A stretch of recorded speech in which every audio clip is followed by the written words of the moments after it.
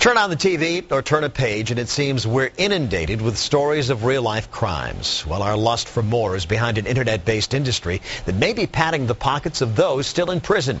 ABC 40 investigative reporter Kathy Reynolds has more on how crime pays.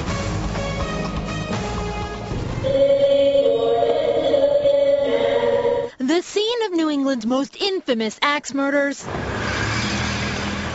is now a bed and breakfast. A lot of people actually request to sleep on the floor right here. And its owners are making a killing. The Lizzie Borden story is the most popular unsolved crime next to Jack the Ripper. Profits here are said to have more than doubled in the last decade, all because they capitalized on a true crime culture. A culture that's also spawning a new and much more controversial industry, where those who take lives give a piece of themselves to the highest bidder. It's just sick that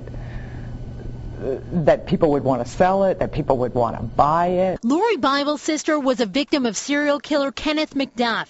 Executed more than 10 years ago, McDuff's notoriety lives on. Murderauction.com sells his signature for nearly $300. Similar websites offer bricks from Jeffrey Dahmer's apartment and a lock of Charles Manson's hair. It's called Murderabilia, and in most states, including Massachusetts, it's perfectly legal. Right now, it is almost wide open for somebody to be able to still make money while in jail. That means Springfield serial killer Alfred Gaynor can make money off his artwork, though it's unclear if he does. The website where it's posted did not respond to our request for an interview, but others did. Arthur Shawcross runs PrisonBoundSerialKillers.com. The inmates don't get no money. I don't give them no money. Shawcross insists he simply befriends the killers by writing them, and if they happen to send something in return, he'll put it up for sale. Eric Gain of SerialKillersInc.net adds his biggest customers are criminologists. I am attempting to educate people. On the other hand, this is my business. I am attempting to make a dollar. And that's where the legal lines get drawn. Gain has a right to make a profit, and according to the Supreme Court, convicted criminals still have a right to free speech. But legislators know some convicts are profiting, a few spending that money while still behind bars, others saving it for their release. It's a tough one to swallow. State Senator Stephen Bonacani admits there's little that can constitutionally be done. You can make it a condition of their parole when somebody goes into jail to prevent them from profiting or to surrender the proceeds to the victims in the case.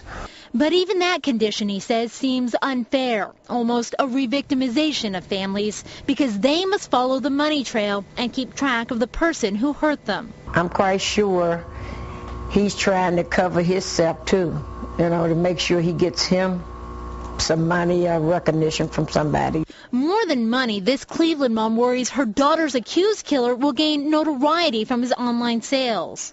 There's absolutely some merit to that there are some people who actually want the attention. This criminologist suggests that while some killers may thrive in the spotlight, perhaps society is the one putting them there. Beyond murder auction websites, there are books, movies, even bed and breakfasts, all making money off a morbid fascination, an American public mesmerized by crime. And to that point, State Senator Bonacani says it's up to us not to create the demand. He believes that when we buy these murderabilia items, we too are committing a crime against a family that has already been victimized.